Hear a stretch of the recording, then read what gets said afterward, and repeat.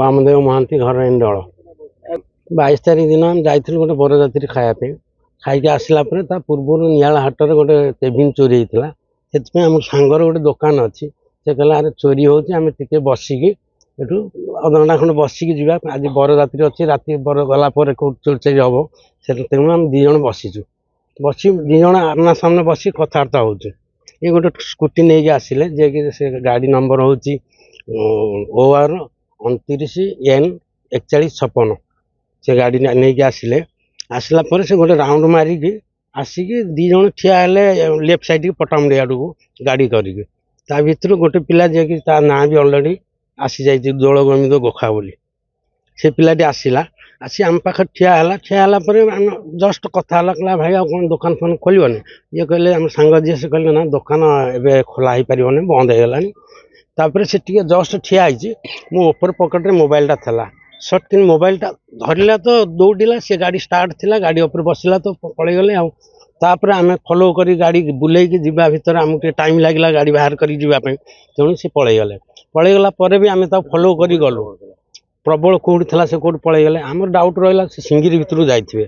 ତେଣୁ ଆମେ ସିଙ୍ଗିରି ପାଖରେ ଯାଇକି ରାସପଡ଼ା ଛକରେ ଆମେ ଫେର ସେଠି ଠିଆ ହେଲା ପରେ ସେ ପୁଣି ସେପଟରୁ ପଶିକି ପୁଣି ଯାଇକି ସେ ରାସପଡ଼ା ଛକରେ ବାହାରି ପଳେଇଗଲେ ପତରପୁର ଆଡ଼କୁ ଆମେ ଗୋଡ଼େଇକି ଗଲୁ। ଯାଇ କଅଁରପୁର ଭିତରେ ପଶି ସେ ପଛପଟ ରୋଡ଼ରେ ଆସିଲୁ, ଆଉ କିଛି ପାଇଲୁ ନାହିଁ। ସ୍ୱପ୍ନଜିତ ଲେଙ୍କା, ମାଳପାଟଣା। କାରଣ ଶୁକ୍ରବାର ଦିନ ମୁଁ ଟ୍ୟୁସନ୍ ସାରି ଫେରିଲା ବେଳେ ଆମର ମହାଶିଣୀ ଯେଉଁ ମାଳପାଟଣା ଯେଉଁ ରୋଡ଼ ଅଛି, ସେଇପଟରେ ଫେରିଲା ବେଳକୁ ରାତି 9ଟା 10-15 ବେଳେ 2 ଜଣ ପିଲା ସ୍କୁଟିରେ, ମୁଁ ଆସିଥିଲା ବେଳେ ମୁଁ ଆସୁଥିଲି, ସିଏ 2 ଜଣ ସ୍କୁଟିରେ ଆସୁଥିଲେ। ମୋତେ ଅଟକେଇଲେ, ମୋର ଫୋନ୍ ଆଇଲା, ମୋତେ ସେଠୁ ଅଟକେଇଲେ, କହିଲେ ଭାଇ ଟିକେ ଫୋନ୍ ଦିଅ, ଫୋନ୍ କରିବୁ। ମୁଁ ତାଙ୍କୁ ମନା କଲି। ତାପରେ ମୋର ବଡ଼ ପିଇସି ଫୋନ୍ କରିଥିଲା, ମୁଁ କଥା ହେଉଥିଲି, ସିଏ ଟିକେ ସାଇଡ଼୍ ହେଇଗଲେ।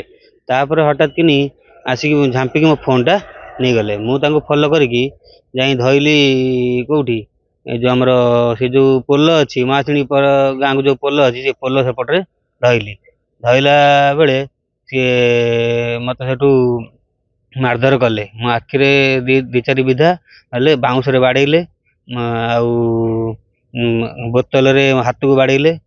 ଏଇଭଳିଆ ମୋତେ ମାରଧର କରି 2 ଜଣ ଥିଲେ, ଗୋଟେ TVS ସ୍କୁଟି, ଗୋଟେ NTR। 23 ତାରିଖ ଦିନ ରାତିରେ ସିଙ୍ଗିରି ଛପୁଲିଆ ପାଖରେ, ମାଳପାଟଣା ଛକ ପାଖରେ, ସେଇଠି ଆମର ଲୋକାଲର କିଛି ଦୁର୍ବୃତ୍ତମାନେ 2ଟା ଗାଡ଼ିକି ଅଟକେଇ ତାଙ୍କଠୁ ମୋବାଇଲ ଆଉ ଟଙ୍କା କିଛି ଜବରଦସ୍ତି ବାଡ଼ାବାଡ଼ି କରି ନେଇଯାଇଥିଲେ। ଯେଉଁଟାକି ଆଳି ଥାନାରେ 2ଟା କେସ୍ ହେଇଥିଲା, ଗୋଟେ 688 ନମ୍ବର କେସ୍ ଆଉ ଗୋଟେ 691 ନମ୍ବର କେସ୍। ସେଥିରେ ବର୍ତ୍ତମାନ ଆଜି ତାଙ୍କୁ 5 ଜଣଙ୍କୁ ଧରା ହେଇଛି। ତାଙ୍କଠୁ 6ଟା ମୋବାଇଲ ସିଜ୍ କରାଯାଇଛି, 6555 ଟଙ୍କା ସିଜ୍ କରାଯାଇଛି ଏବଂ ତାଙ୍କୁ ବର୍ତ୍ତମାନ ଆଜି କୋର୍ଟ ଚାଲାଣ କରାଯାଉଛି। ଆଉ ତଦନ୍ତ ଜାରି ହୋଇଛି, ତାପରେ ଯାହା ହେବ। ହଁ, ସେମାନଙ୍କ ନାଁରେ ଆଗରୁ ମଧ୍ୟ କେସ୍ କିଛି ଅଛି।